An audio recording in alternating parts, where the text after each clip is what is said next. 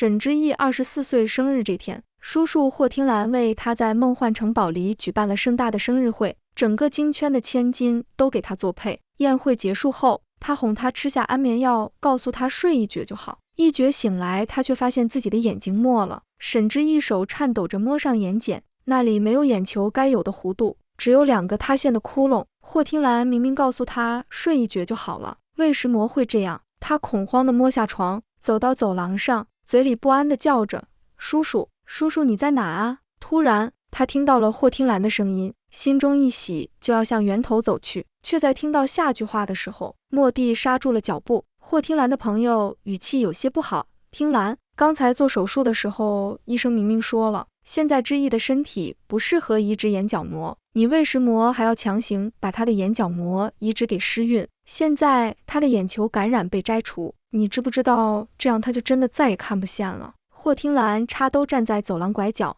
语气平静：“如果他不是眼角膜和诗韵匹配，我当初根本不会把他从孤儿院接到霍家，这是他的价值，也是他存在在霍家的意义。何况他后半辈子就算看不见了，我也会一直养着他，和以前没有什么改变。”看着他冷静的模样，朋友语含讽刺：“你就不怕他知道后离开你，离开霍家吗？你不要忘记，他早就成年了，他如果想走，你拦不住。”他声音沉稳，冷淡至极：“意义不会知道，况且他就是个小傻子，很依赖我，也很听我的话，他不会离开的。”一股冰冷从脊椎悄然爬升，沈之意惊恐地往后退了2步，撞到墙上，惊动了拐角的人。谁？他脑袋一片空白，转身跌跌撞撞地跑回病房，跪倒在地上，紧捂着剧痛的胸口，像是要被撕裂一般。沈之意想告诉自己听错了，但眼睛的黑暗更加清晰听觉，从霍听兰嘴里吐出的每一个字，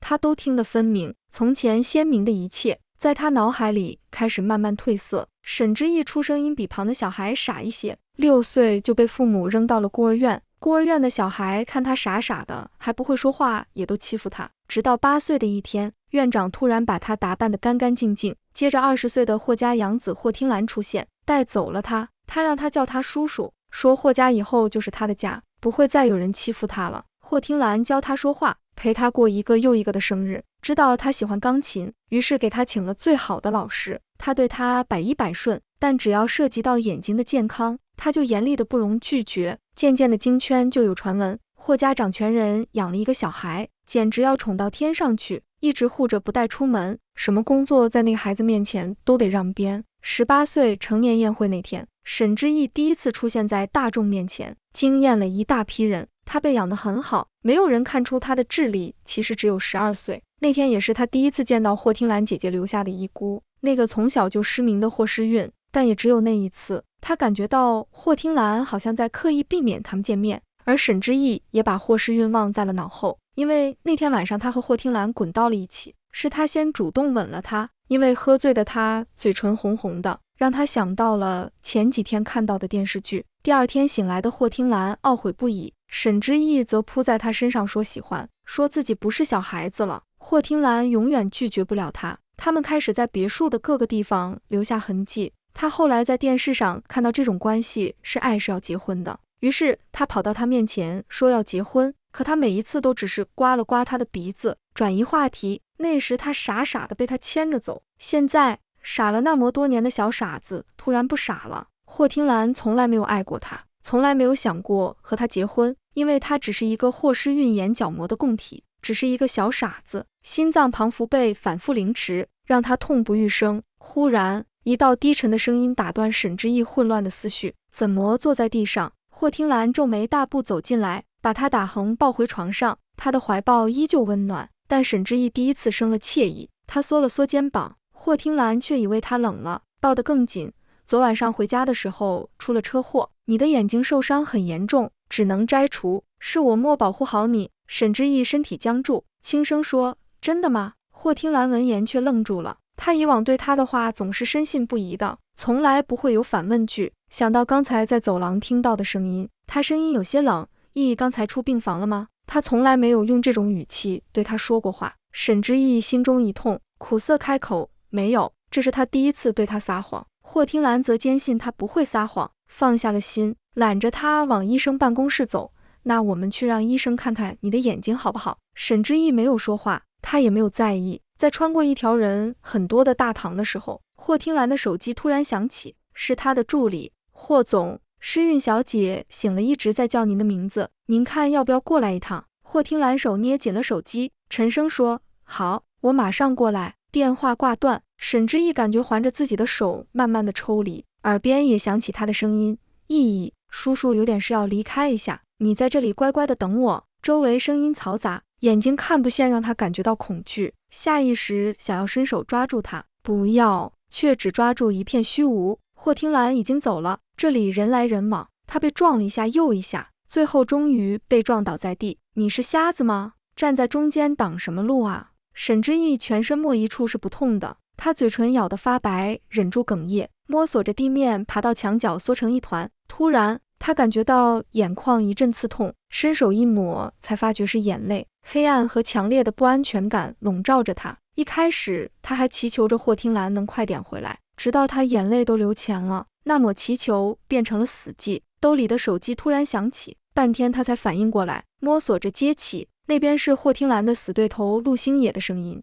小意意，现在想跟哥哥走了吗？你不是喜欢钢琴吗？哥哥带你去音乐之都玩啊。陆星野以为还是拒绝，但这次却迎来了不一样的答案。好啊，我跟你走。沈之意抱紧膝盖，声音很轻：霍听兰，你不要我了，那我也不要你了。好看的精品小说这么多，但心醉言情绝对不容错过。全文一更到底，别忘了按赞、热推、留言、分享、订阅，开启小铃铛，精彩故事立刻开始。意意，你真答应了？上次你不还坚决说不会离开霍听兰吗？我想试试离开叔叔生活。陆星野和霍听兰在商场上斗得不可开交，但不知为什么，陆星野从某天开始，差不多1个月就问他一次，愿不愿意跟他走。以前霍听兰就是他全世界，他每次都气呼呼挂断陆星野电话。霍听兰知道你这决定吗？沈之意把头埋到膝盖上，我成年了，离开不需要他同意。霍听兰真把他当傻子，可他还没傻到那种程度，连小孩都能分清的爱，他怎么会分不清？陆星野敏锐察觉到他情绪变化，声音里的吊儿郎当消失。既然意意答应跟我走，那就算霍听兰阻拦也没用。1周后我来接你好不好？好。电话挂断，沈之意把满脸泪痕擦干净，扶着墙站起来，一寸一寸往病房挪，但这里离病房远，他又看不见路，竟走到了花园，转身想原路返回，却听到霍听兰和霍诗韵的声音。霍听兰声音温柔极了：晚上天冷，转一转就回去吧。乖，不要嘛，小叔。霍诗韵俏皮撒娇：我终于能看见了，想多看看外面。霍听兰无奈笑了下：好，那把我外套穿上，别感冒了。原来他是去陪霍诗韵逛花园，才把自己忘在脑后。沈之意单薄病号服被风吹得贴在身上，刺骨的风向直接吹进他心脏。小叔，等我出院了，带我去公司吧。之前我每天都去，却都不知道公司什么样，我好想知道工作时的小叔什么样。沈之意整个人僵住，每天都去吗？他以前也闹着要陪霍听兰上班，可他一次都没同意。原来是因为霍诗韵在那，就像一把利刃狠狠刺进心脏，让他无法呼吸。好，你想去哪都行。霍听兰忽然瞥见一旁的沈之意，顿了下：意意。沈之意听到，赶紧慌乱转身，想逃离这让他心痛的地方，却一脚绊到喷泉池边，摔了进去。冰冷池水将他包裹，下一秒，他被一个宽阔怀抱抱起。意意，怎么样？有没有事？他身子抖个不停，缓缓摇头。霍听兰把他抱回病房，霍诗韵也跟在后面。进了病房，霍听兰抱他到厕所，准备换衣服。这时，霍诗韵在外面喊：小叔，我眼睛有点疼，就这磨住。霍听兰把他一人丢在了厕所里。沈之意撞了好几下洗漱台，好不容易才换好衣服。霍听兰又把他抱回床上，正要给他盖被子，霍诗韵又说：小叔，我想吃苹果。霍听兰立马放下被子，拿起旁边苹果和小刀，低头认真削起来。这些事以前可都是霍听兰为他做的啊。沈之意心里一阵闷痛，摸索着把被子盖上，耳边尽是霍诗韵指使霍听兰干这干那的声音。霍听兰也都宠溺的一一答应。突然，门口传来敲门声：你好，这里有份滋养套餐，请问是谁的？沈之意还以为是霍听兰给他订的，结果下一秒就听到霍诗韵说：“是我的，拿进来吧。”饭菜打开摆上桌，霍诗韵假惺惺地说：“小叔，之意妹妹没有吗？叫她一起吃吧，她刚做完手术，也得补补身体呢。”霍听兰给她盛了碗汤，还把鸡肉挑进碗里，这都是给你订的，分了给别人，你自己营养怎么够？她有别的饭，不用管她。饭菜香气直往沈之意鼻子里钻，可带给她的只有心酸。她紧紧捏着被子，把自己埋得更深。饭吃到一半，霍听兰手机响了，她看了一眼，起身往外走。我去接个电话。诗韵，你乖，把汤喝完，别挑食。病房门关上，霍诗韵立刻收起伪装，直接开队。一片漆黑的滋味好受吧？沈之意手僵住，没吭声。紧接着，霍诗韵凑到他耳边，毫不掩饰恶意：“你已经没价值了，赶紧滚吧！就算是傻子，这话总能听懂吧？价值不就是眼角膜供体吗？”沈之意指尖忍不住颤抖，以后能和他结婚的只有我，他答应过我妈会照顾我一辈子。霍诗韵轻蔑地看着他，而你这个傻子。话还没说完，沈之意猛地一把推开他，掀开被子下床就往外走。霍诗韵眼角瞥见霍听兰回来了，眼中闪过寒光，伸手把满桌饭菜全推到地上，然后他跑过去扑进刚走进来的霍听兰怀里，捂着被烫到一点的手背，眼眶含泪：“小叔，之意一直想抢我饭，我一气之下就全推翻了，都怪我。”看到他手背上的烫伤，霍听兰眼中满是心疼：“不怪你，你做的对，但下次别再弄伤自己了。”说完，他眼神冰冷地看向沈之意：“沈之意，你在发什么脾气？平时你想吃什么我莫给你买，为什么要抢诗韵的饭？”满地都是饭碗碎片和食物残渣，光脚的沈之意站在中间，病服下被烫红一大片，狼狈不堪。他疼得浑身颤抖，咬着嘴唇倔强地说：“我没抢，是他。”够了！霍听兰不耐烦地揉了揉眉头，严肃道：“我现在带诗韵去上药，等会儿回来你给我个合理的说法，不然我不会再惯着你。”两人紧挨着的脚步声渐渐远去，沈之意心痛得几乎站不住，他往前走一步，踩到碎片，脚底一阵钻心的痛。突然，他想起以前，那时他在新闻上看到霍听兰和合作商女儿走得近，就在家里发脾气砸花瓶，让他不许和别人走太近。霍听兰不但没生气，还紧张的让他别乱动，自己踩过满地碎片，小心翼翼把他抱起来，宠溺的答应他所有要求。可现在再也没人会温柔地抱起沈之意，避开满地碎片了，他只能自己一脚一脚踩着碎片，留下一个个带血的脚印，每一次疼痛都让他愈发清醒。他终于明白，原来霍听兰并非对他无限纵容，只是霍诗韵没和他同时出现，只要霍诗韵在，他就一点胜算都没有。等沈之意摸黑回到床上，脚底已经疼得没了知觉。霍听兰很晚才回来，病房已经被护士清理干净，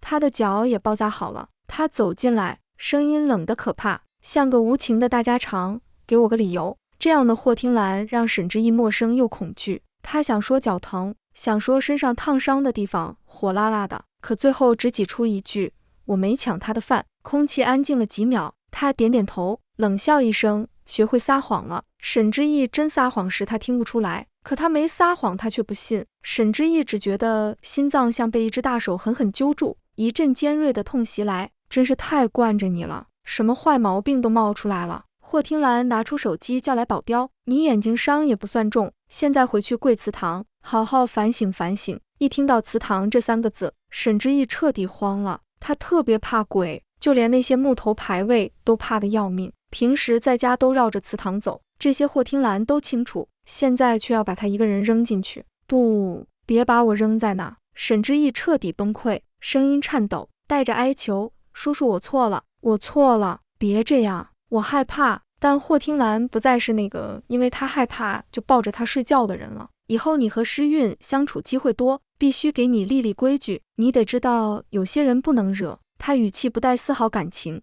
带回去，关进祠堂。”沈之意不再挣扎，被走进来的保镖从床上拉下来带走，每走一步脚底都钻心的痛，眼泪在空洞的眼眶里打转。霍听兰，我们没以后了，我的以后不会再有你。随着祠堂大门关上，檀香味弥漫在沈之意鼻腔，眼前的黑暗让他恐惧加剧。他的坚强彻底瓦解，转身扑到门上，用力拍门，放我出去，放我出去，求求你们，求求你们了。然而没有任何回应，这里只剩他孤零零一个人。沈之意紧紧抱住自己，感觉有无数双眼睛在盯着他，稍有风吹草动，他心跳就急剧加快，最后还是莫能撑过一晚，晕了过去。梦中他感觉自己被人抱起，那怀抱和以前霍听兰无数次抱他时是那么相似，可他肯定在陪着霍诗韵吧，怎么可能来救他？再次醒来，沈之意发现自己躺在柔软的床上，眼前依旧漆黑一片，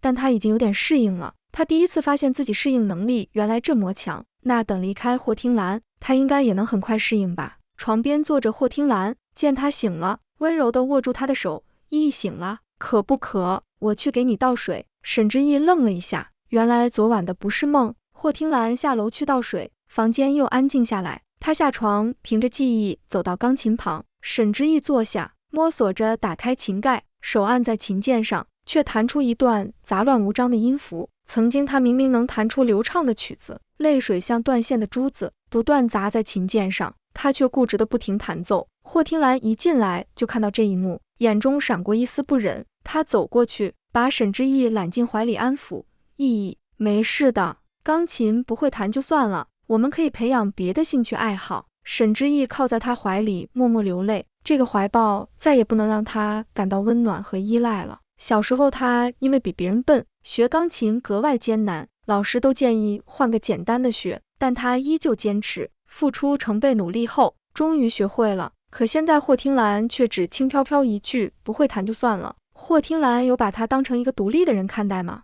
在他眼里，他始终只是个小傻子和眼角膜工体吧。见他还在不停流泪，霍听兰扶起他的脸，想用亲吻安抚他。以前这招最有效，可现在沈之意没有丝毫沉迷，一把将他推开。沈之意起身想回床上，霍听兰来扶他，又被他推开。他看着自己空荡荡的手，再看看他固执的背影，愣了一下，眼中闪过复杂的神色。下午，沈之意被带去医院做智力测试。霍听兰感觉这2天他行为越来越成熟，如果是智力只有12岁的沈之意，他能轻松瞒住真相，可要是他心理年龄已经接近成年了呢？这种即将失去掌控的强烈感觉让他烦躁不已，所以他需要一份报告单来让自己安心。1小时后，智力检测结果出来，医生拿着报告单，眼中满是难以置信。霍总，这简直是奇迹，沈小姐的心理年龄已经有……话未说完，一阵手机铃声响起，霍听兰接起电话，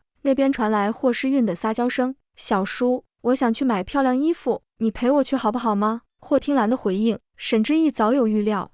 好呀，你在家乖乖等我，我这就来接你。他指尖微微颤抖，嘴角泛起一抹自嘲的笑意。霍听兰挂断电话，匆匆揉了揉身旁沈之意的头，意，报告我带回家再看，现在有点急事，等会儿我让司机送你回去。说完，便响起他急促离开的脚步声。明明只要再多留几秒就能看到报告，可他还是走了。沈之意只觉胸膛像被寒冰填满，每一口呼吸都透着酸涩。医生有点摸不着头脑，但也莫多问，转而对沈之意说：恭喜你，沈小姐，你的心理年龄已经快成年了，你自己应该也有感觉吧？很少有人这么年轻就能突破心理局限，就算有，也都是经历了重大变故。不过霍总这么宠你，肯定是因为爱你呀。沈之意低着头，没有吭声。多讽刺啊！大家都以为他宠他，可最大的变故恰恰就是他。医生把报告单放到他面前，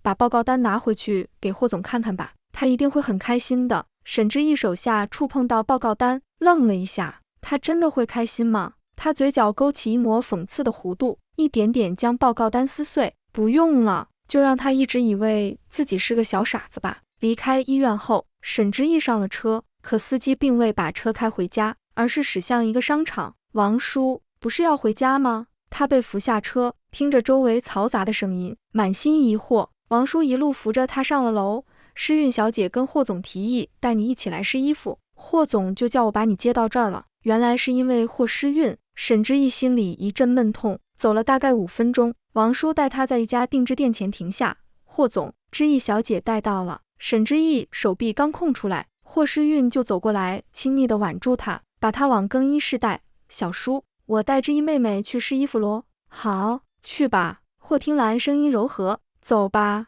知意妹妹，我给你挑了好多套呢。霍诗韵嘴上说的亲昵，手却死死掐住沈之意的手臂。沈之意疼得皱眉，刚想甩开，那股力道却消失了。更衣室里只剩他们两人，沈之意感到强烈的不安，转身想出去，却被一把拉住衣领拽了回去，撞到墙上。跑什么呀，知意妹妹？他闷哼一声，冰冷的衣架抵在锁骨上，原来是霍诗韵拿着衣服在他身上比划。霍诗韵语气中带着一丝雀跃，我和小叔马上就要结婚了。沈之意呼吸一滞，这件衣服太漂亮，不适合你这个孤儿院出来的傻子。霍诗韵换了一件丑衣服，拿到他身前，眼中满是得意，这件才适合你吗？沈之意咬紧牙关，一股难以言喻的自卑涌上心头。接着霍诗韵把衣服从衣架上拿下，接着刚才的话题说，昨天我跟奶奶坦白了，说我喜欢小叔很久了，奶奶可疼我了，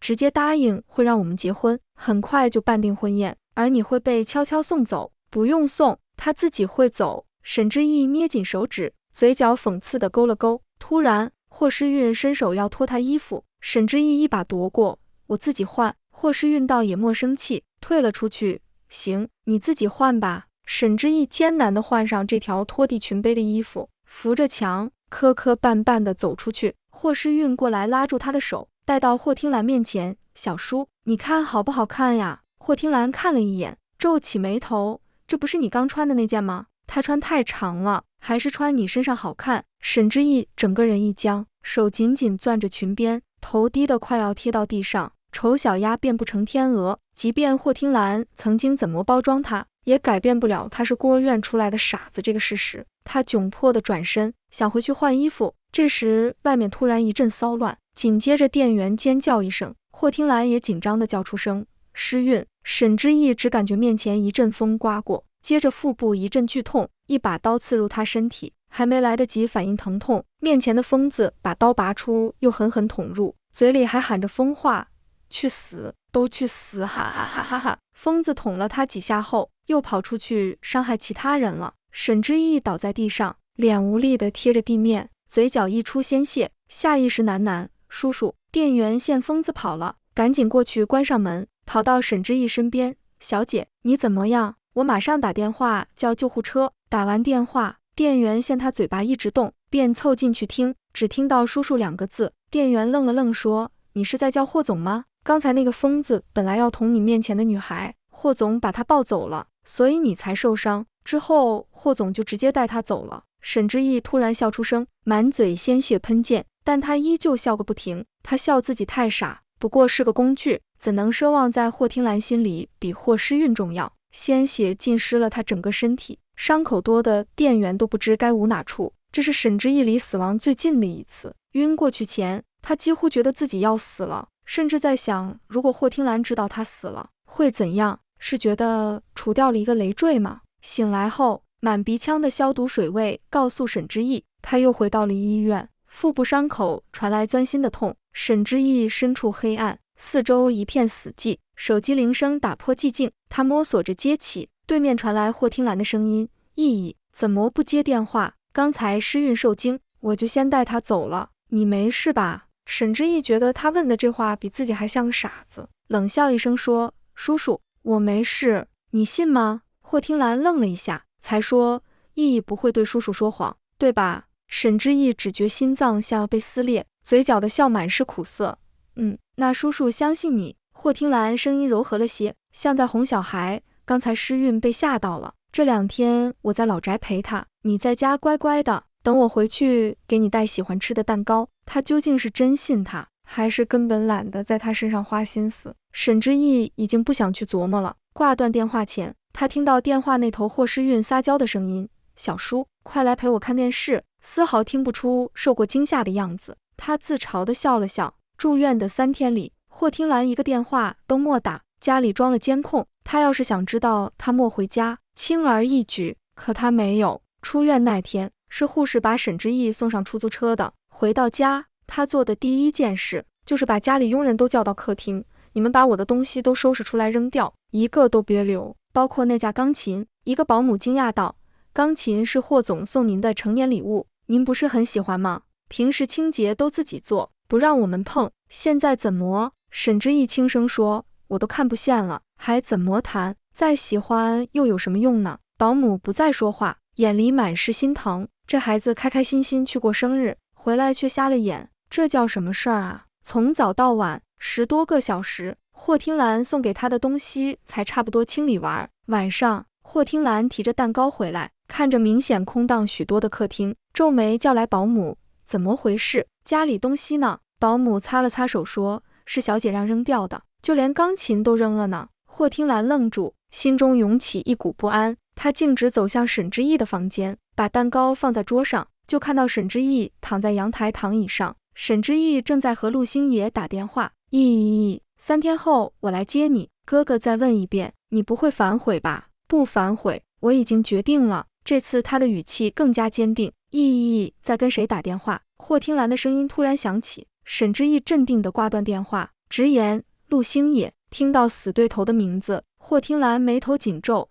他不是什么好人，把他拉黑，以后别再联系了。沈之意像往常一样乖巧回应，好。瞧他这般乖巧模样，霍听兰的心瞬间软得一塌糊涂。他走上前，轻轻将他抱起，让他坐在自己腿上。意真听话。话说回来，家里东西怎么都扔了？这回沈之意没再隐瞒，因为我打算搬走了。霍听兰愣了一下，随即觉得他肯定是因为自己去陪诗韵在闹脾气，并非真要搬走。毕竟在他心里早已认定沈之意离不开他。他宠溺地笑了笑，轻声哄道，别生气了，诗韵刚做完手术，这几天需要人照顾，过几天我就好好陪你。他难道忘了自己也刚做完手术？沈之意心里泛起一阵自嘲，却还是乖乖应道，好。第二天，沈之意去医院换药，刚走出医院就被人捂住口鼻，直接昏了过去。沈之意是被霍诗韵的声音唤醒的，他脑袋昏沉，腹部剧痛，伤口似乎有崩开的迹象。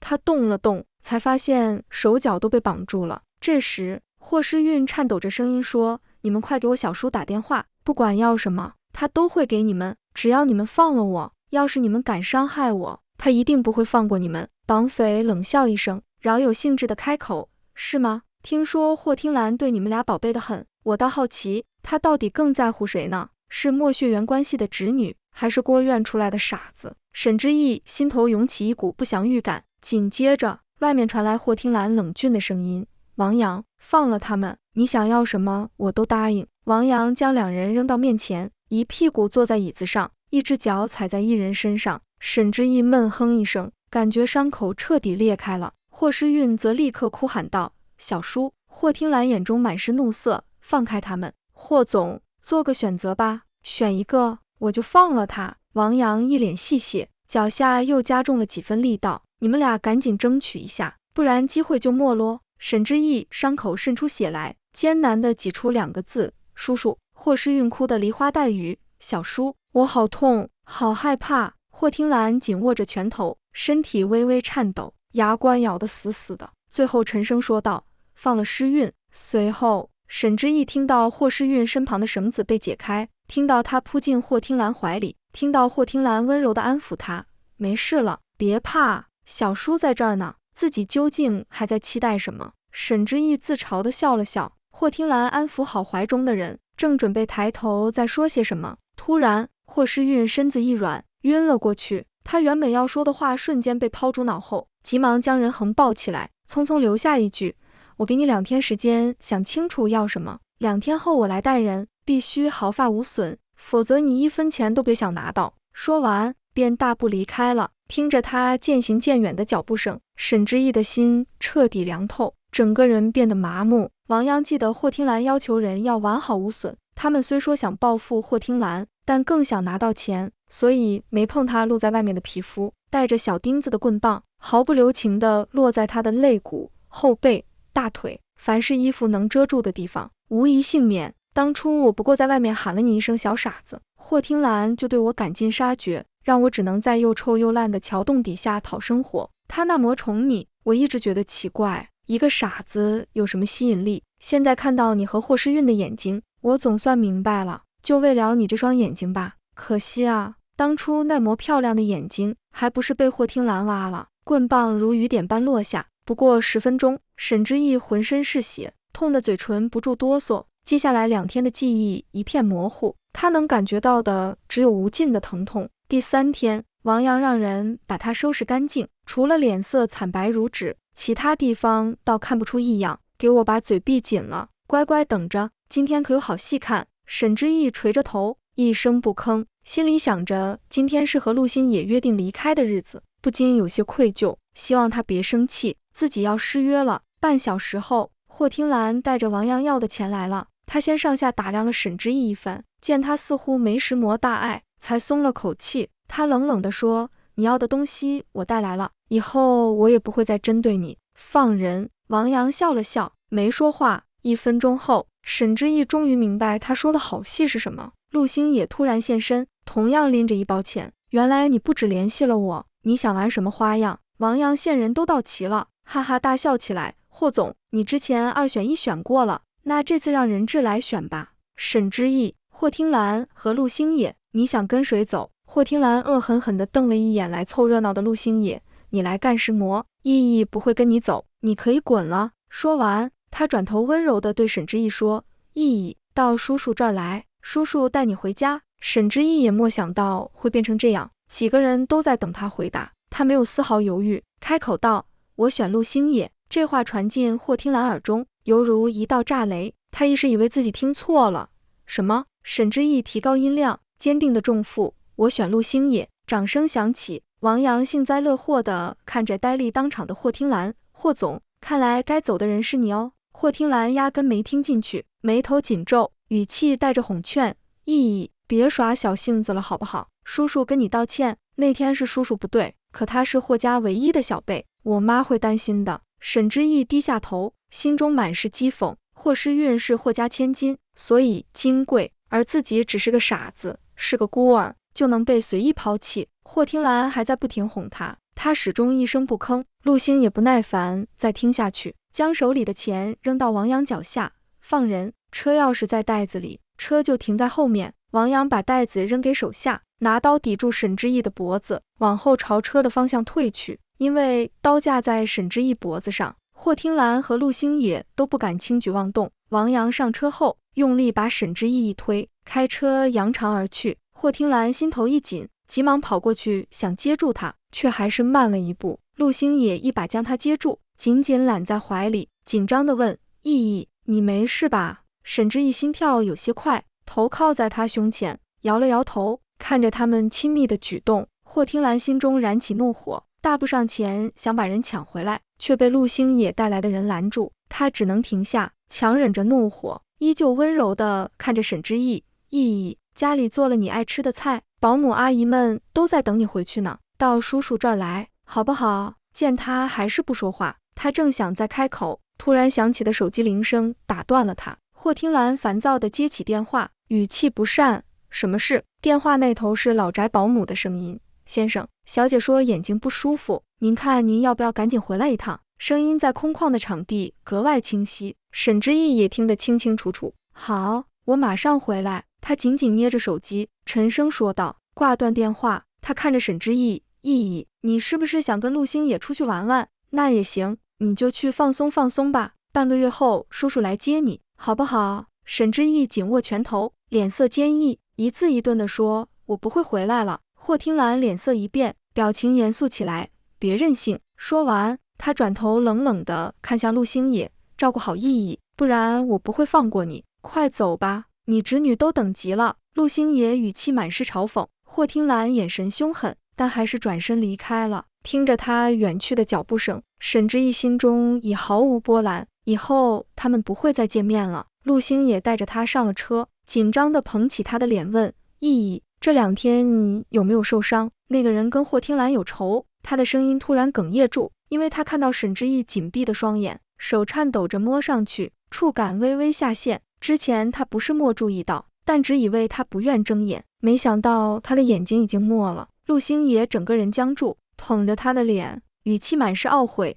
当初我给你打电话，让你跟我走，就是听说霍听兰要用你的眼角膜救霍诗韵，可怎么眼睛还是没了？原来是这样。”难怪他每个月都打电话问他要不要离开。沈之意低下头，嘴角泛起一丝笑容，没事，我已经习惯了。陆星也心疼地看着他，半晌才说出一句，霍听兰说半个月后来接你，我不会回去了，他怎样都跟我没关系了。沈之意语气坚决，随后轻松地说，你不是要带我去音乐之都吗？我挺想去的。陆星也眼眶泛红，声音哽咽，好，哥哥带你去音乐之都。霍宅里头，霍听兰前脚刚迈进家门，霍诗韵后脚就扑了上去，抱住他开始撒娇，小叔，你怎么才回来呀？我都等你好久咯。他有些心不在焉地摸了摸他的头，问道，阿姨说你眼睛不舒服，疼不疼啊？要不要叫医生来看看？霍诗韵愣了一下，随后乖巧地笑着，拉着他往沙发走去，还转移话题说，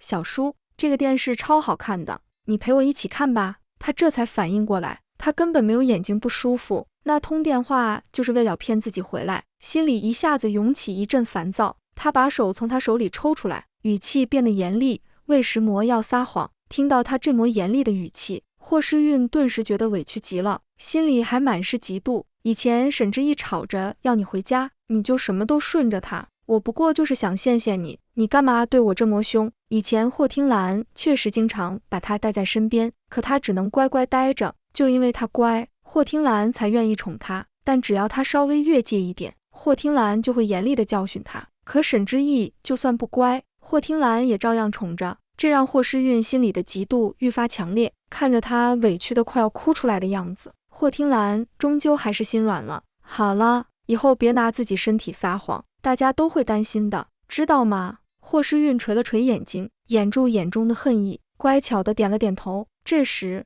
阿姨从厨房把饭菜端到桌上，看到客厅只有2人，就问了句，先生，二小姐呢？您不是吩咐做二小姐爱吃的菜吗？一提到这个，霍听兰就烦躁起来，意义出去旅游了，把她的菜撤下去吧。沈之意喜欢吃的2道菜，家里其他人都不爱吃，所以这2道菜是专门为她做的，可她却没回来。霍家就诗韵一个小姐，沈之意不过是个孤院出来的傻子，还配不上霍家小姐这个身份。霍母从楼上走下来，淡淡的说了这么一句，霍诗韵眼睛一亮，跑过去抱住她，奶奶，奶奶之前答应她今天就提结婚的事，既然沈之意出去旅游了，那更得赶紧把这事办了。霍听兰皱了皱眉，妈，意她。好了，霍母不容置疑地打断她，坐到桌前，宣布另一件事，半个月后，你和诗韵举办订婚宴，我都已经联系好了。什么？霍听兰眼里满是难以置信。霍母面无表情地接着说，既然沈之意出去了，就给他些钱打发走，别让他回来了。不可能！他猛地站起来，椅子划过地面，发出刺耳的声音。意义半个月后就会回来，我不会送他走，我和诗韵也不可能结婚，我一直只把她当侄女。妈，你别再添乱了。说完，霍听兰大步离开了霍宅。看着他离开的背影，霍诗韵眼角滑落泪珠，委屈的一头扎进霍母怀里。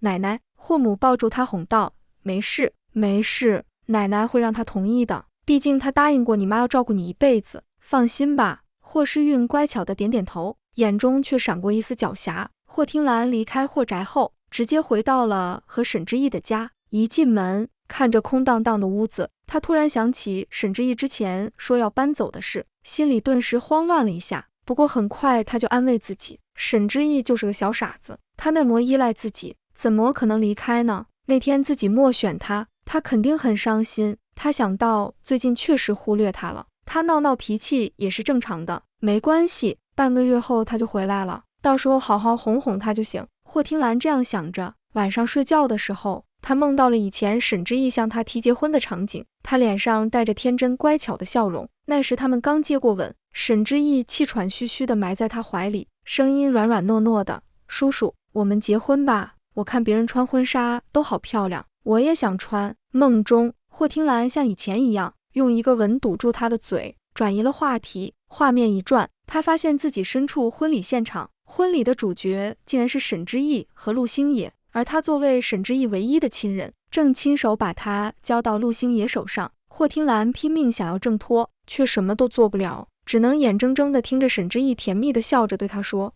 叔叔，我去爱别人了。他猛地惊醒过来，看着周围漆黑一片，不是在婚礼现场，这一刻他庆幸这只是一场梦，这场梦让霍听兰做了一个决定，他要给沈之意准备一场婚礼。要是半个月后他回来，发现自己给他准备了梦寐以求的婚礼，肯定会很开心吧。他向来行动力十足，天一亮就吩咐助理联系婚庆公司。助理询问：霍总，请问新郎和新娘是谁呢？我和沈之意。那边的声音顿了一下，霍听兰没在意，继续说道：你叫上二秘一起准备婚礼，半个月内必须完成。电话挂断，助理一脸不可置信，他作为霍听兰最亲近的助理，自然知道他们之间不一般的亲密关系，但一直以为那只是哄着沈之意而已。可现在霍听兰似乎真的打算娶她。霍听兰准备婚礼的动静不小，霍诗韵听说后，跑到霍母面前哭诉。霍母一听，顿时大怒，直接找上门来。霍母来的时候，霍听兰办公室里正站着婚礼策划人，办公桌上摆满了婚纱照片，他正亲自为自己的女孩挑选婚纱，这件和这件，下午把食物拿给我。他指着2张婚纱图片，接着吩咐餐食，婚礼现场的甜品都做成蓝莓口味的，别太甜，免得他吃太多。霍听兰，霍母走进来，怒目圆睁，你想让那个傻子进霍家？霍听兰听到声音抬起头，淡淡的瞥了一眼，继续吩咐着。等策划的人都走了，霍听兰才把目光转向霍母，她双手交叉放在腹部，简单2句话就让霍母憋得满脸通红。妈，我想娶谁应该不需要你同意吧？你别忘了，现在霍家全靠我撑着。好半天才，霍母憋出一句逆子，然后转身离开了。霍听兰没在意，继续让人准备婚礼。半个月后，到了婚礼当天，他把婚礼时间定在下午，因为沈之意胆子小，而且他也没请宾客，只请了一个司仪。一大早，霍听兰就去陆星野公司要人。陆星野看着手里的文件，头也不抬地说：意义说不回来了。他感觉脑袋里像是炸开了一般，耳边轰鸣声越来越大。霍听兰听到自己颤抖的声音：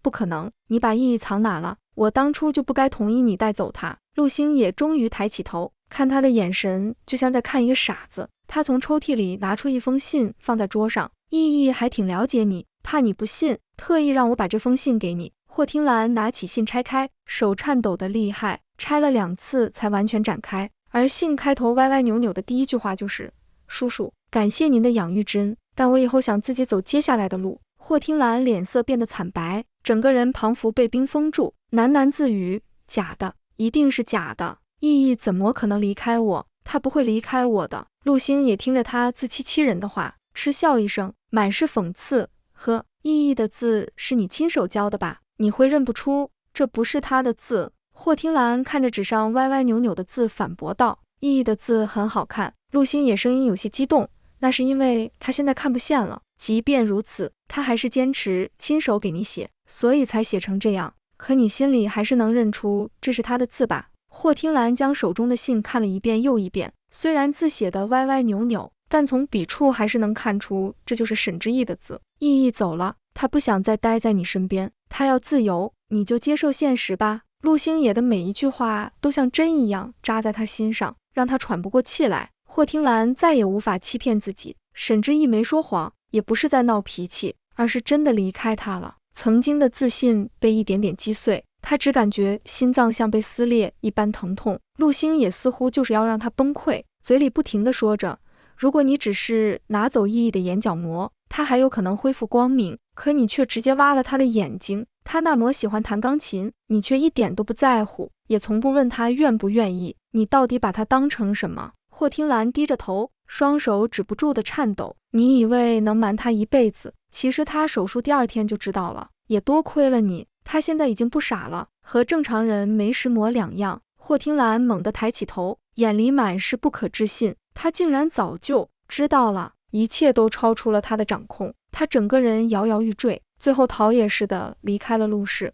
霍听兰浑浑噩噩地上了车，司机莫搞清楚状况，径直把他送到了婚礼现场。等他恍恍惚惚走进宴会厅，才猛地回过神来，看着那华丽的布置，却彷彿隔了一个世界。原本不出意外，今天他该去接沈之意，为他穿上漂亮的婚纱，然后2人携手步入婚礼殿堂。可他此刻才惊觉，即便沈之意穿上心仪的衣服，他也再也看不见了。霍先生，婚礼要提前开始吗？服务员见他来的这么早，便询问道。霍听兰这才回过神，嗓音沙哑地说：“取消吧。”说完，他拖着沉重的步伐下楼，上车，回家，整个人就像行尸走肉一般。第二天，霍听兰给助理打电话，让他去找沈之意。助理满脑子疑惑，不是要结婚吗？怎么又要找人了？但老板的命令，他只能照办。他心里清楚，陆星爷肯定知道沈之意的下落，可陆星爷肯定不会告诉他。霍听兰只能亲自想办法，他绝不允许沈之意就这么离开，一定要找到他，让他回到自己身边。5天后，曾在医院走廊和霍听兰争吵过的朋友李军和人约在酒吧，刚一进去，就听朋友说：“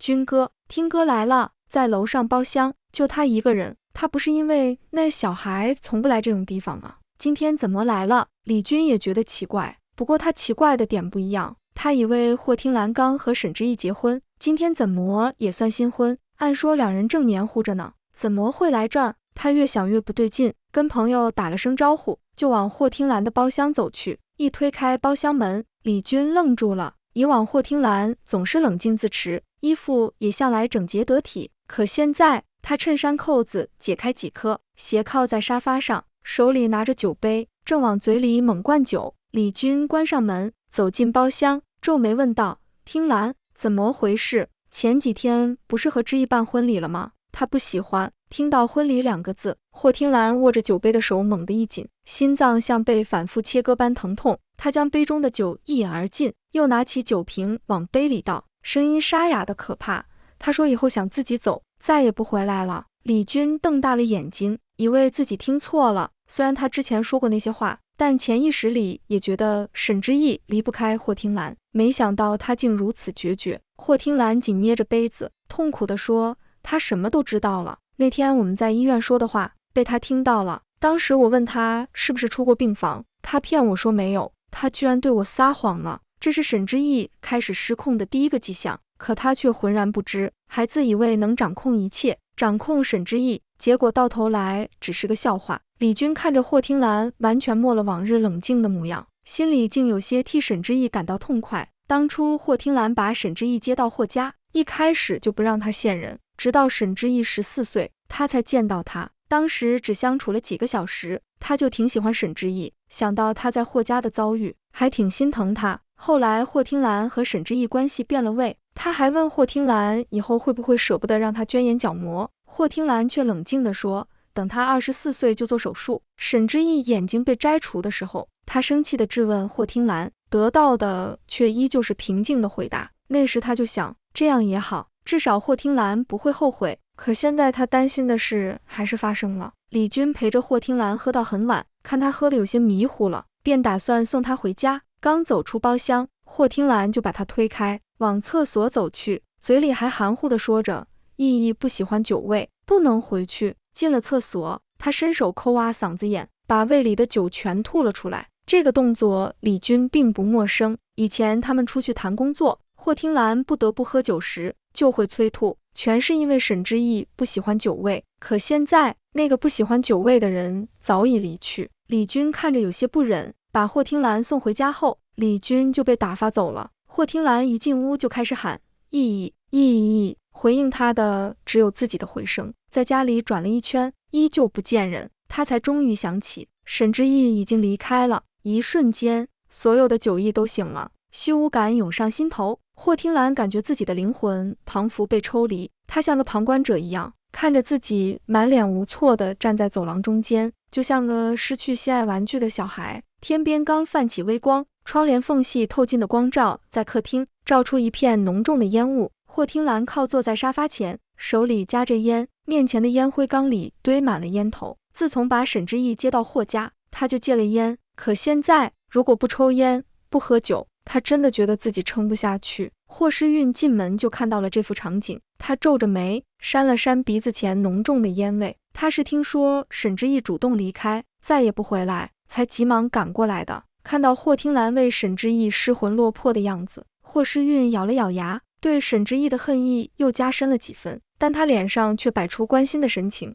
小叔，你是不是一晚上没睡？再这样下去，身体会吃不消的。你快去休息一会儿吧，这里我来收拾。霍听兰愣了一下，几秒后把烟灭，起身说道：那我先去休息，你自己随便玩玩，这里不用收拾，阿姨马上就来上班，他们会处理。看到他这么听话，霍诗韵心里乐开了花，脸上的笑容都抑制不住，乖巧地应了一声。只有霍听兰自己清楚，她去休息是因为她还不能倒下，她还要找到沈之意。这一绝，她睡得昏昏沉沉，迷迷糊糊中，感觉眼前有人凑过来，低头想吻她。霍听兰心中一惊，猛地把人推开，随着砰的一声，肉体撞到地面，紧接着响起霍诗韵的痛呼声。啊！霍听兰一把打开床头灯，看到霍诗韵摔倒在地，眼中顿时怒火中烧，声音冰冷刺骨：“你在干什么？”这一推力气很大，霍诗韵感觉浑身像散了架一样疼。她想起之前无意间看到霍听兰和沈之意亲吻的画面，两人吻得难解难分，这让她的嫉妒之火燃烧得更旺。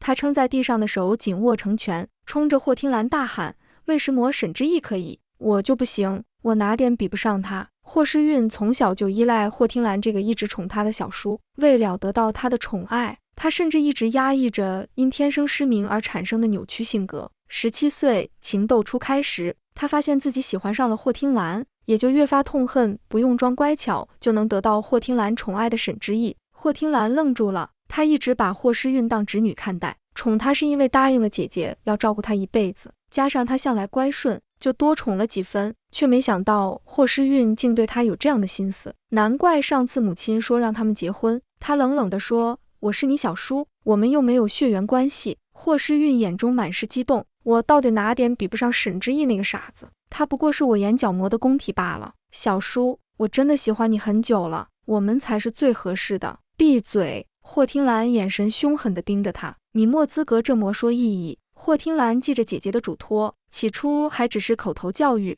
可霍诗韵铁了心不再装乖侄女，嘴里不停贬低陈之意。她没了耐心，直接让人把她送到了山上的寺庙，让她去静静心。霍母得知消息，立刻杀到了办公室。霍听兰，你别忘了你只是我们家的养子，你怎么敢把我的亲孙女扔到山上吃苦？此时霍听兰正在看助理查到的可能与沈之意踪迹有关的资料，头也不抬地说：“妈，爸已经去世了，没有我，也就没有现在的霍家。”霍母还想说什么，霍听兰拿起手机给助理打电话，挥手叫来外面的秘书，让他把人送走。这些资料都没用，拿给我干什么？他揉着眉心，烦躁不已。助理战战兢兢地说：“霍总，小姐的踪迹被陆总刻意隐藏了，我只能查到这些。”霍听兰咬着后槽牙，猛地挂断电话，暴躁地把手机扔到地上。谁也想不到，一向冷静的霍听兰，有一天会暴躁成这样。因为陆星野的阻拦和刻意隐藏沈之意的踪迹，霍听兰过了2年才找到他的下落。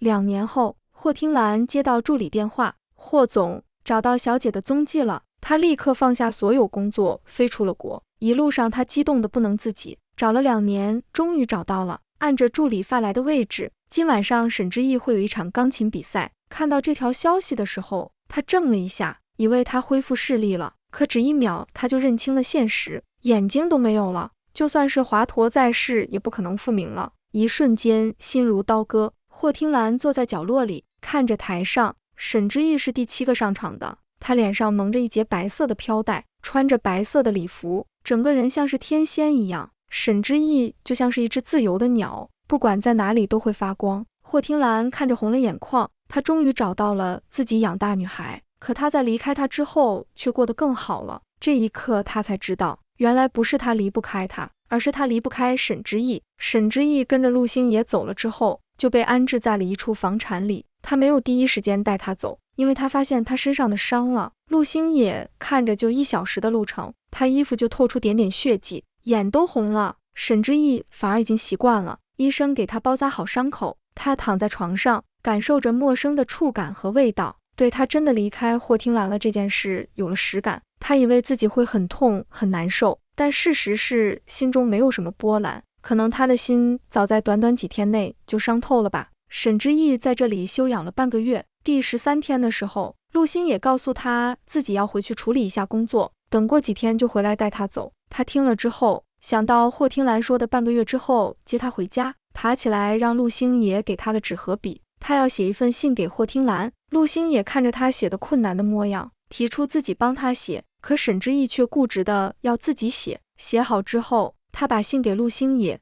如果他来了的话就给他，如果没有就不用在意。其实他也不确定霍听兰说的来接他到底是真是假，但他觉得自己还是该跟他告别。陆星野只离开了5天，回来之后告诉他霍听兰来了。沈之意只愣了一下，而后说：星野哥哥，我们走吧，不是说要带我去音乐之都吗？没有料到他的反应这么平静，陆星也顿了一下，才说：好，我们明天就出发好不好？因为最近沈之意总是要睡到很大一早才醒来，陆星也就订了下午的机票。飞机起飞的时候，沈之意感受着失重感，因为霍听兰对他保护，他其实没有坐过飞机，也没有去过其他城市。曾经他在电视里看到飞机上的落日，就觉得好美，想以后一定要看一次。可现在他坐上飞机了，却再也看不见了。到达音乐之都纽约之后，陆星也带着他在这里转了转，街上随时都能听到音乐声，有小提琴、钢琴、管乐，什么都有。沈之意也慢慢的感觉到了放松。到这里1周后，陆星也带他去了医院。他其实心里并不抱希望，但陆星也积极的模样让他不忍心拒绝，就还是去了。结果也是意料之中，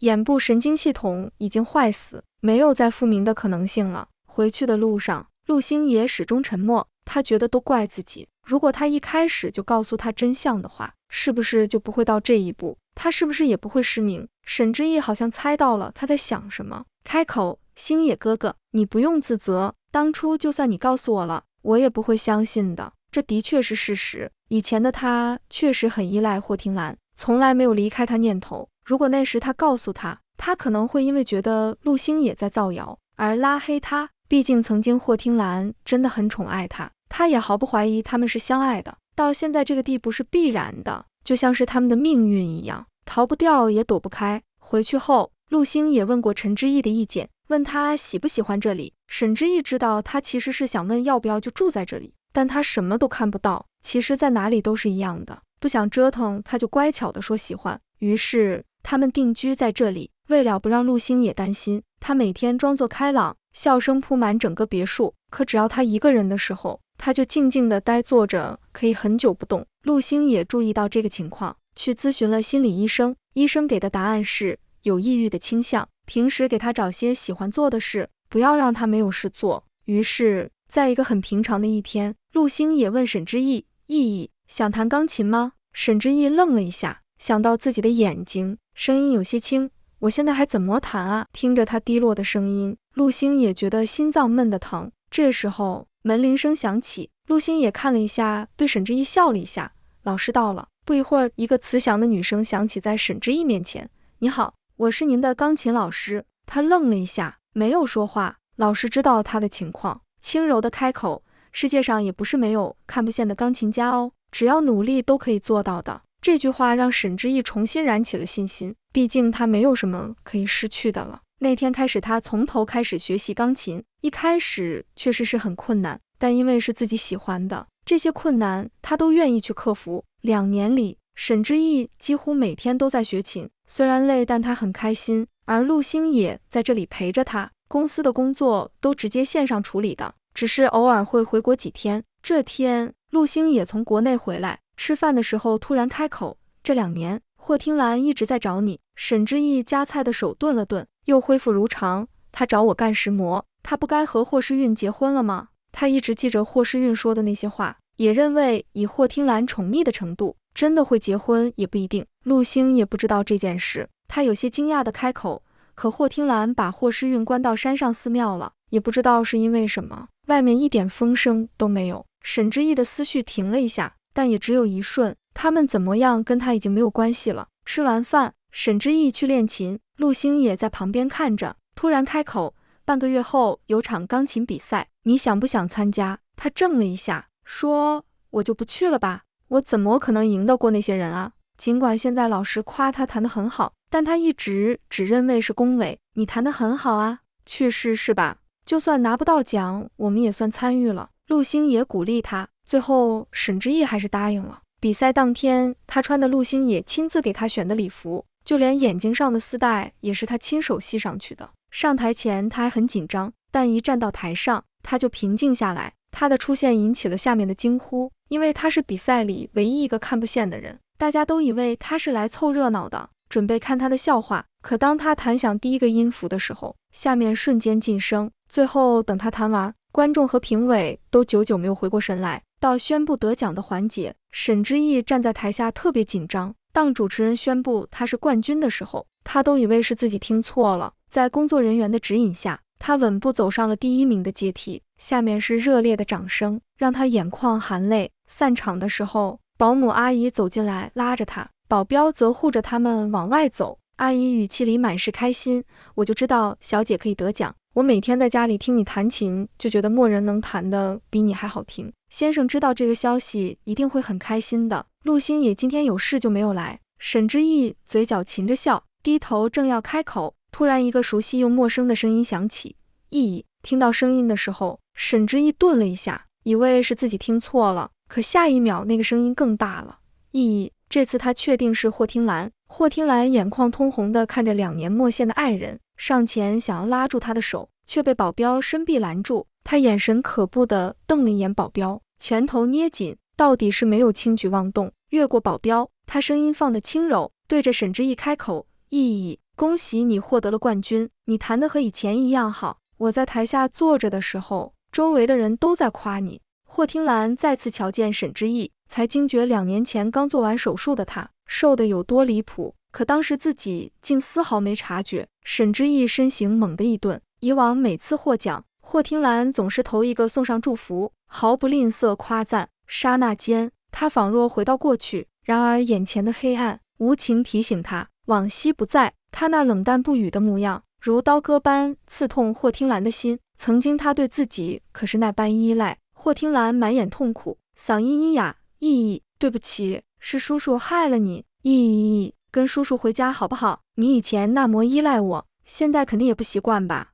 跟叔叔回去，叔叔保证不会再让你受一点伤害，那都是过去的事了。沈之翼嘴角泛起嘲讽，脸朝着声音方向，面无表情。曾经我以为离不开你，可真正分开后，才发现我可以。叔叔，我不是小孩子，也不傻，我不会回去的。话音刚落，沈之翼手机铃声响起，那是他给陆星野设的专属音效，一听便知是他。还没接起，他嘴角已绽出笑容。电话那头传来陆星野温柔的声音：意，恭喜你今天拿第1，我就知道你肯定行。沈之翼笑着应：这笑容如针般刺痛霍听兰的眼，心脏闷痛的几乎让他窒息。比赛结束了吧？快回来，哥哥在家给你准备了大餐，都是你爱吃的。沈之翼边回应边转身朝车走去，将面前的霍听兰抛诸脑后。好，望着他决然离去的背影，霍听兰的心仿佛被一只大手狠狠揪住，尖锐的疼痛袭来。他抬不想抓住他衣角，却被保镖拦住，只能眼睁睁看着衣角从手心滑走。看他上车，再次渐行渐远。沈之翼上车挂断电话，才想起霍听兰。正如他所言，离开霍听兰，他非但没不习惯，反而越来越好。不管霍听兰想怎样，他都不会回去。到家一开门，沈之翼就闻到饭菜香，都是他喜欢的。陆星也系着围裙，正从厨房端菜出来，见他回来，忙放下菜，接过保姆阿姨的活儿，给他换拖鞋。今天获奖开心吗？他声音带笑，听到声音在跟前，沈之翼察觉是他在帮自己换鞋，下意识缩脚，却被抓得更紧。他只得顺从。想到他的问题，兴奋说道：开心呀，我跟你说，今天我刚上台，他们都在议论，说我是来凑数的，可我一弹完，就只剩掌声了。换好鞋，陆星也牵着他走向饭桌。意真厉害。饭桌上，沈之翼如同打开话匣子，滔滔不绝讲比赛现场的事。陆星也耐心倾听，还不时给他夹菜。吃完饭，陆星也带沈之翼来到楼上一个房间，四周都是摆架，他把今天的奖杯放上去。意，这房间是我专门给你准备放奖杯的，不管以后你得多少奖杯，都能放下。他带着他摸了一遍展架，沈之翼感受着手下触感，笑着说：这么大，我哪能摆满啊？我相信意很快就能摆满。沈之翼听了，鼻尖泛酸。这2年，他真的很感激陆星野，对他事事不干涉，却在背后全力支持，给了他许多自信。他由衷说道：谢谢你，星野哥哥。陆星野揉揉他的头，是我把你带出来的，当然得负责。当初陆星野第一次见到沈之意，是在商场一家高级定制礼服店，那时应该是霍听兰在给他选成年礼服。第一眼见到陆星野，心想原来不是小孩啊。霍听兰养小孩的传闻在京圈人尽皆知，可没想到是这么大的孩子。看到沈之意抱着霍听兰手臂撒娇，眼儿弯弯，乖巧模样让他想起早逝的妹妹。就因这层关系，一次聚会，听到旁人议论霍听兰养沈之意的真实目的，他便多问了句。也正因如此，后来他才频繁打电话问沈之意要不要跟他走。虽他最后同意，却已来不及。这2年，每次看到他带着死板一眼，陆星也就无比懊悔，恨自己莫赶上。沈之意感受到头上那只手的重量，敏锐察觉他情绪。好了，我已经习惯了，现在这样挺好，还能弹喜欢的钢琴，我很满足，你别自责了，星野哥哥。没想到情绪被他发觉，陆星也愣了下，无奈一笑。好。第2天，沈之意独自前往钢琴老师工作室，出门很早，陆星也还在家。本来说送他，可他执意想试试独自出门，毕竟不可能一辈子都有人陪。陆星也欲言又止，最终还是同意。出门前，陆星也紧张叮嘱意义，有事一定要给我打电话。沈之意笑着答应，拿着盲杖出门。一路上有惊无险，到了工作室，前台问清他找谁后，便拿起座机打电话。几分钟后，老师快步从里面出来，扶住他往里走。意义，你怎么一个人来了？陆总没时间送你吗？大家都紧张他，紧张的像他生活不能自理似的。沈之意不禁笑了，是我自己想来的。沈之意一整天都待在工作室，学生们听说他是获奖的人，好奇地围上来，七嘴八舌询问，直到下午，老师才过来把他从人群中拉出来。好了，平时练琴莫见你们这么积极。和老师聊了会儿，沈之意便道别准备回家。太晚，陆星也会担心。老师送他到门口，看到不远处站着个帅气男人，不禁多瞧了几眼。沈之意没意识到，道别后就往外走，路过霍听兰面前都浑然不知，看着他拿着盲杖在地上敲。霍听兰感觉心像被剜掉一块，痛不欲生。在他要离开时，他伸手抓住他手腕，哑声唤他意义。沈之意身体一僵，随后一言不发甩开手想走，刚走2步就被一双有力的臂膀从后抱住，整个人陷入宽阔怀抱。耳边传来霍听兰慌乱无措的声音，意义，别这样，别不理叔叔好不好？叔叔错了，都是叔叔的错，你怎么罚我都行，别离开叔叔，叔叔不能没有你。怀抱依旧温暖，却不再是沈之意想要的。我不会跟你回去，我们没关系了。他奋力挣扎，却挣脱不开，只好放弃，冷淡道，我很感谢你从孤儿院把我接出来，给我最好的成长环境，但我的眼睛已经还清这一切了吧？身后的人呼吸骤停，身体僵硬。沈之意仿若未觉，继续说，如果你觉得不够，随便提个要求，只要我能做到，都会尽力。但这件事后，我们毫无关系，以后也别再见了。他的话决绝坚定。霍听兰知道，若不同意，今天之后沈之意又会消失，所以即便他不需要他还什么，为了那一丝留住他的机会，他还是苦涩开口，陪我1周。沈之意许久没说话，怕他连这要求都不答应。霍听兰忍着心如撕裂般的痛，沙哑道，只要陪着我就好，什么都不用做，之后会如你所说，再没关系，得到保证。沈之意几乎在他话音落下就开口，好，希望你说到做到，毕竟你曾是我最敬重的叔叔。霍听兰只能松开手，望着他越走越远。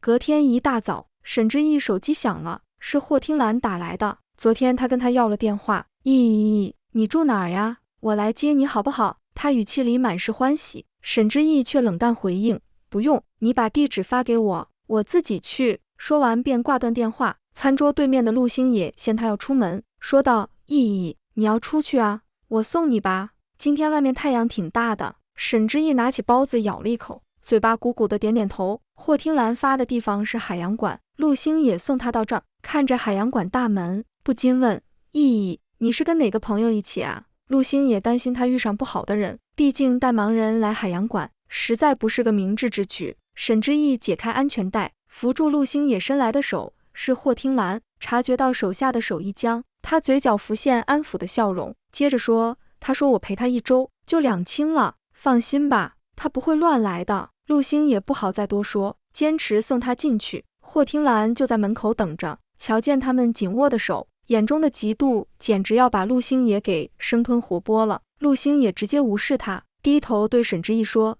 意意，玩好了给我打电话，我来接你。”他点点头，陆星也转身离开。霍听兰立刻收起嫉妒神色，快步走到沈之意跟前，讨好的扶住他的手。意意却被沈之意甩开，他拿着盲杖，淡淡的说：“走吧。”霍听兰嘴角的笑容僵住，心如刀绞。这一整天，霍听兰陪在他身边，对他照顾的无微不至，庞福想找回从前的感觉。以前霍听兰也带他来过海洋馆，那时他对每个动物都新奇得看好久，嘴里兴奋地说个不停。可这次滔滔不绝的人换成了霍听兰。不同的是，以前霍听兰会耐心温柔回应他，如今他却始终沉默，像完成任务般走过这个地方。等走出海洋馆，沈之意立刻掏出手机给陆星野打电话，陆星野很快就到了。临走前，他停顿一下，微微侧头对霍听兰说：“明天去哪儿直接发我，别打电话，还有别再找这种地方，我看不见。”说完，他跟着陆星野离开，只留下霍听兰僵在原地。接下来几天，霍听兰果然没再选那种地方，而是找咖啡店或者音乐馆，两人静静地待着。其实安静坐住的只有沈之意，霍听兰总想跟他搭话，他却始终不予理会。到了第7天，也就是约定的最后一天，霍听兰带他去了海边。沈之意对这儿熟得很，路线都能倒背如流。他自顾自走到一处沙滩坐下，等着霍听兰开口。这次有些不一样，他们并肩坐了许久，霍听兰都默出声，沈之意也不在意，这样反倒落得轻松。可眼看时间差不多，他准备离开时，霍听兰终于说话了，他声音里满是痛苦，还带着一丝祈求：“意意，别走。”沈之意顿了顿，说：“你答应过我的。”霍听兰身形一颤，痛苦地捂住脸：“是啊，他答应过，7天一到就放他走。可真到了这一天，他才发现根本做不到，做不到看着他离去，做不到今后生活没有他。他想留住他，心里冒出无数强行留下他的念头，然而他的一句话就把他所有想法击碎。他当然可以把他关起来，让他从世界消失，从此只面对自己，可那样他就不会快乐了，这不是他想要的。所以最后霍听兰只说：“我送你回家吧。”怕他拒绝，又补了一句：“最后一次。”这次沈之意默拒绝。车上安静的可怕，两人都默说话。车开到半路，突然砰的一声，车身猛地旋转一圈，紧接着沈之意被一个怀抱紧紧护住，随后传来霍听兰的闷哼声，路边满是惊呼声。沈之意猜到出车祸了，手机铃声响个不停，是陆星野，但他被抱得太紧，根本没法接。他紧张地喊霍听兰的名字，却没有回应，直到救护车赶来，他们才被救出来。沈之意身上没受伤，霍听兰却直接被送进手术室。沈之意呆呆地坐在外面长椅上。陆星野又打来电话：“意意，还有多久回来？我让阿姨炒菜了。”他愣了一下，像找到依靠般，颤抖着说：“我和叔叔出车祸了。”他被送进手术室。20分钟后，陆星野赶到，看到浑身是血，孤零零坐在长椅上的沈之意，心像被狠狠砸了一下。他跑过去抓住他双肩，上下查看：“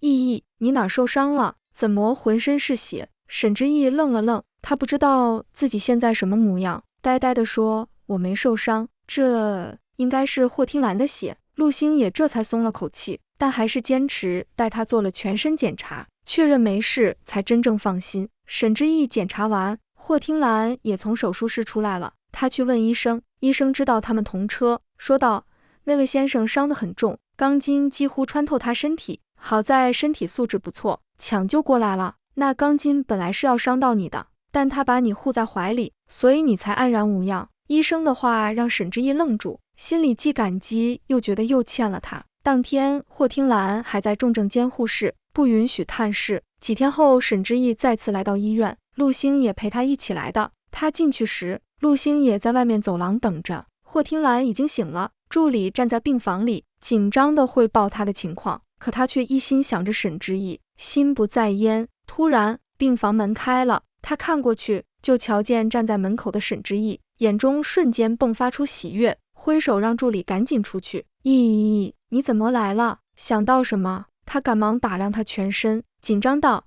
那天你莫受伤吧？”沈之意走进来，站在床边：“我没事，你伤得严重吗？”霍听兰松了口气，没把真实伤势告诉他：“我没事，休养几天就好。”沈之意看出他在说谎，却没拆穿，他们已不是从前不能对彼此说谎的关系了。霍听兰脸上笑意止不住，想让他坐下，沈之意却先开口：“我又欠你一次，你想我怎么还……”这话让他脸上笑容僵住，心脏猛地一阵剧痛。他以为他是担心自己，没想到他想的是不想欠他。看来他真的不想跟自己再有任何瓜葛。这个认知让霍听兰的心瞬间崩塌，世界彷佛都暗了下来。几天前打算放他走的信念瞬间瓦解，他现在只有一个念头：留下他，让他回到自己身边。霍听兰挣扎着下床，因身体虚弱直接跪倒在地，额头上满是腾出的冷汗，他却浑然不顾。沈之意的手被他抓住，霍听兰带着祈求的声音响起：“意意，我错了，对不起，求你再给我一次机会好不好？求你别离开我身边。你走后我才知道，不是你离不开我，是我离不开你，求你。”沈之意有些惊讶，曾经冷静自持的他，如今竟跪在自己脚边求他留下，但也仅仅只是惊讶。这2年，他偶尔会回忆从前，每回想一次，都觉得那些过往愈发遥远，到现在再想起，已经毫无波澜，过去的已然过去，他们都不该被困在回忆里。沈之意抽回手，轻声开口，最后叫了他一声叔叔。叔叔，我已经有新生活了，星野哥哥对我很好，我喜欢现在的生活，不想打破。霍听兰明白他的意思，整个人像被抽走力气，双肩耷拉下来，无数次懊悔自己当初的决定，声音满是痛苦：“对不起。”沈之意没再听，转身离开病房。霍听兰用尽全身力气，控制自己不去挽留他，因为他知道自己的出现只会给他带来痛苦，他不想他痛苦，即便代价是自己痛苦一生，只要他能过得好，他愿意。沈之意不知道他内心想法，他走到陆星野面前，精准停下，一只大手轻柔地落在他头上揉了揉：“走了。”他抬头笑笑：“陆星野牵着他的手往外走。沈之意心中无比轻松，曾经压在他身上的一切终于都消失了。他步伐轻快，走出医院，阳光洒在身上，此刻时光正好，而他拥有无限可能。看这本我一路狂敲桌子，叔叔这波操作直接把养成系恋爱完成器官供应链宇宙级下头男，前期宠到天上，后期一刀把人眼睛挖没，还在走廊口风平浪静讲 KPI， 我人傻了。绑架2选1那段更是发疯现场，他秒选白月光，我当场宣布恋爱脑出局，工具人毕业，女主掉进黑暗却一路开外挂，把痛苦练成肌肉，从乖乖小傻子进化成盲棋女王，整个大女主爽感回来了，真香警告直接拉满。反观男主后悔到吐酒再吐气，婚礼空城计堪比自作孽教学片，霍家众人集体走中，把读者火气全点燃，简直 PTT 合唱。最赞的是节奏，狗血密度高到能拿去加油，反转像洗衣脱水一样甩不停，但收束干净，情绪线上行走成长一路打通任督二脉。而陆星野的守候是那种不喧哗的光，安静却把人心安住。结尾把爱不是监护权这句话狠狠拍在脸上，你以为你在养他，其实他早就在救自己。之意，你走吧，带着你的琴把世界海放一遍，回头让他们排队买票道歉。